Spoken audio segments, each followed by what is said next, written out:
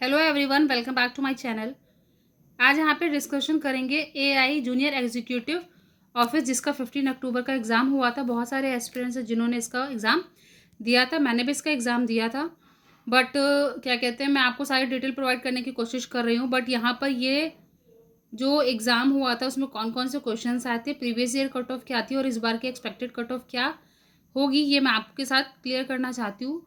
तो थोड़ा बहुत मैं अपना रिव्यू देना चाहती हूँ उस चीज़ के बारे में। तो आप इस वीडियो को पूरा ज़रूर देखिएगा। मैं आई होप आपको बहुत हेल्प मिलेगी और कुछ भी अगर इससे रिलेटेड आपकी क्वेरी होगी तो वो दूर हो जाएगी। सबसे पहले तो ये एग्ज़ाम जो था ये 2 पार्ट में हुआ था, पार्ट ए और पार्ट बी। और पार्ट ए में रीजनिंग, जनरल अवेयरनेस, मैथ्स और इंग्लिश थी।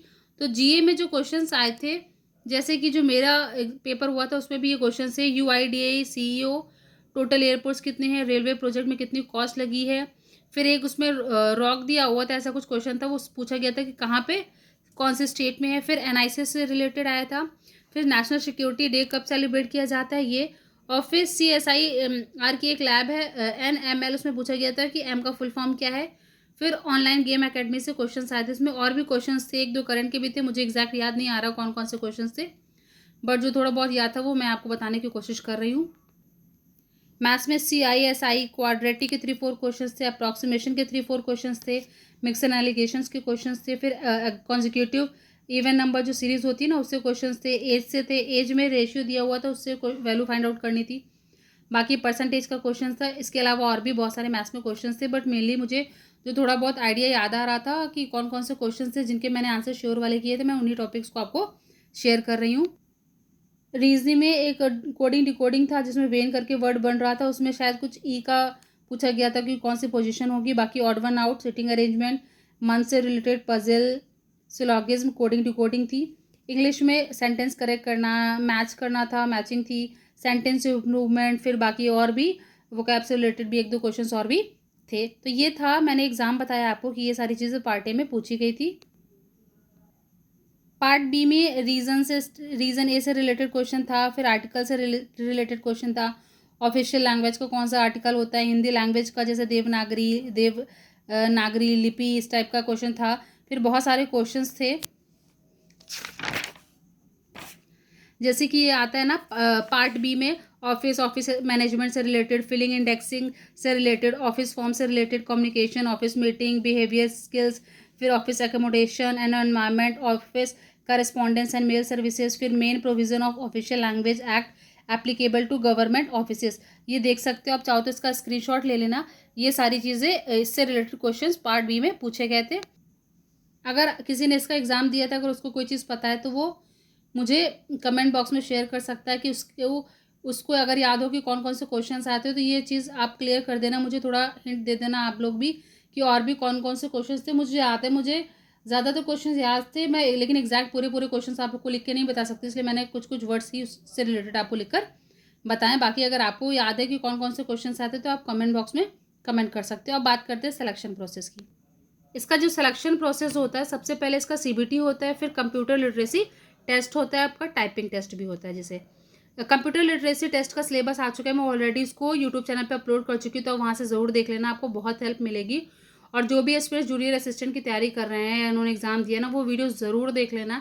मैं इसको कमेंट बॉक्स में पिन कर दूँगी, तो आप देख लेना, उसमें आपको पता चल जाएगा कि MS PowerPoint, MS Excel, MS Word से क्या क्या चीज़ें आपको उसमें पूछी जाएंगी। तो सबसे पहले हम बात कर लेते हैं यहाँ पे स्टेप्स की, कितने स्टेप्स में आपका ये सिलेक्शन प्रोसेस होता है। सबसे पहले जब आप फॉर्म फिल करते हो, उसके बाद आपका CBT, जिसे ऑनलाइन टेस्ट बोलते हैं, वो होता है। फिर उसमें शॉर्टलिस्टेड कैंडिडेट्स होते हैं जो उनको बुलाया जाता है कंप्यूटर लिटरेसी टेस्ट के लिए, जो कि MS ऑफिस पर होता है।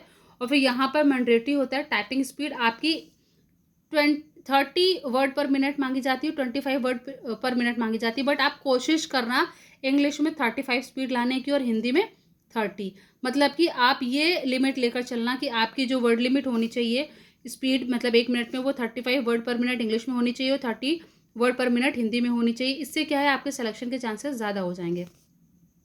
फिर इसके बाद होगा आपका डॉक्यूमेंट वेरिफिकेशन, मतलब कि ये 5 स्टेप्स में सिलेक्शन होता है। कि जब वैकेंसी आती है तो सबसे पहले आप फॉर्म फिल करते हैं, फिर उसका ऑनलाइन टेस्ट होता है, फिर जो शॉर्ट लिस्टेड कैंडिडेट्स होते हैं उनको कंप्यूटर लिटरेसी टेस्ट के लिए बुलाया जाता है, फिर उनका टाइपिंग टेस्ट होता है, फिर उनका लिस्ट जो आता है उसमें नाम होता है तो उनको डॉक्यूमेंट वेरिफिकेशन के लिए बुलाया जाता है।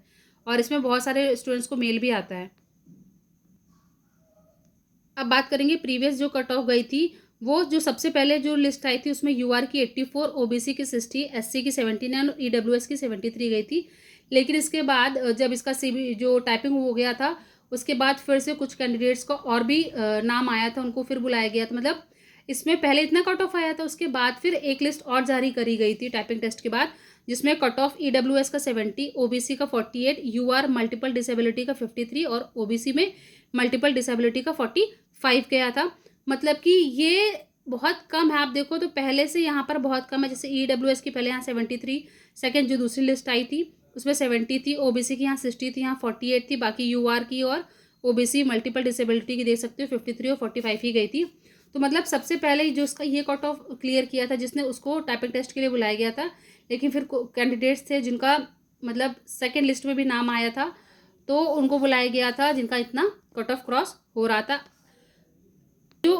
ये जो एग्ज़ाम हुआ था ये 2 घंटे का था। इसमें टोटल 120 क्वेश्चंस थे। मतलब कि पार्ट ए में 60 क्वेश्चंस थे और पार्ट बी में क्वेश्चंस थे, जो कि मैंने आपको बता दिया है अप्रॉक्सीमेटली इस बार जो क्वेश्चंस पेपर में आए थे।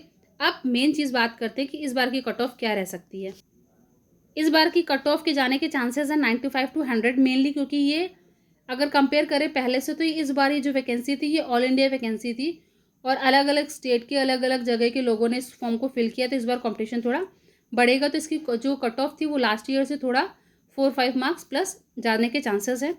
जैसे कि अकॉर्डिंग टू मी यूआर की जा सकती है 95 से 100, ओबीसी की 85 से 90 के बीच में, यूआर की 90 टू 95 जा सकती है, ओबीसी की 85 टू 90, एससी की 80 टू 85, एसटी की 75 टू 80। ये मैंने आपको कट ऑफ बताई है, इसके अप्रॉक्सीमेट कट ऑफ जाने के चांसेस हैं। क्योंकि इस बार का पेपर जो था इसमें पहली बात तो नेगेटिव मार्किंग जिस एग्जाम में नहीं होती उसकी मेनली कट ऑफ ज़्यादा जाने के चांसेस रहते हैं। और जिसका एग्जाम लेवल था पार्ट ए का वो ठीक ठाक आया था। बहुत सारे एस्पिरेंट्स थे जिनको एग्जाम पैटर्न नहीं पता था, पार्ट बी में क्या पूछा जाएगा, पार्ट ए में क्या पूछा जाएगा नहीं पता था, बट फिर भी बहुत सारे एस्पिरेंट्स हैं जिनका पार्ट ए अच्छा हुआ है और बहुत सारे ऐसे भी एस्पिरेंट्स हैं जिनका शायद ना भी अच्छा हो। बट इसके चांसेस है कि इसकी कट ऑफ ये जो मैंने बताई है इसके अप्रॉक्सीमेट ही जाएगी। और पिछले लास्ट ईयर से तो आप प्लस 4-5 मार्क्स तो लेकर ही चलना, क्योंकि इस बार ज़्यादा स्टूडेंट्स ने एग्ज़ाम दिया और ये बहुत मतलब ऐसी वैकेंसी थी जिसमें कैंडिडेट्स बाकी कम पोस्ट के कंपैरिजन में तो कम थे, बट जितने भी इसमें कम्पिटिटिव एग्ज़ाम्स दिए हैं जिन बच्चों ने मतलब बाकी उन्होंने भी ये फॉर्म फिल किया था। अगर उनके पास कुछ एक्सपीरियंस था तो भी फिल किया है, अगर वो एलिजिबल थे तो उन्होंने फॉर्म फिल किया। इसलिए जो भी एक्सपीरियंस है ना वो देख लें कि उनका मार्जिनल क्या इस कट ऑफ के अंडर में आ रहा है, तो वो अपने सारे डॉक्यूमेंट्स रेडी कर लें। बाकी जब इसका रिजल्ट आएगा तो उसमें रोल नंबर देखेंगे, वो अपना किसका रोल नंबर हुआ है, किसका रोल नंबर का नाम उसमें आया है, और फिर वो टाइपिंग स्पीड की प्रैक्टिस करते रहें। मतलब कि आपको ये नहीं समझना है कि हमारा रिजल्ट आएगा तब हम टाइपिंग स्टार्ट करेंगे, नहीं, आप अभी से कंटिन्यूस टाइपिंग करते रहो। क्योंकि जब हम एग्जाम दे के आते हैं तो हमें आइडिया रहता है कि इतने क्वेश्चन मेरे सही होंगे। बाकी 1-2 अप एंड डाउन हो जाता है कि गलत, कभी ज़्यादा सही कभी कम गलत, ज़्यादा गलत हो जाते हैं, बट आपको अप्रॉक्सीमेट पता होगा कि आपकी कितनी स्कोरिंग हो सकती है। तो आप टाइपिंग पे ज़्यादा से ज़्यादा फोकस करें और कंप्यूटर लिटरेसी टेस्ट पे आपको फोकस करना है। अगर आपको सिलेक्शन चाहिए, आपकी अगर कोई भी क्वेरी है तो आप कमेंट बॉक्स में पूछ सकते हैं। प्लीज़ चैनल को सब्सक्राइब कर दीजिए जिससे कि मैं इसी तरीके की और भी यूज़फुल वीडियो आपको प्रोवाइड कर सकूँ। Please like share and subscribe my channel. Thank you for watching.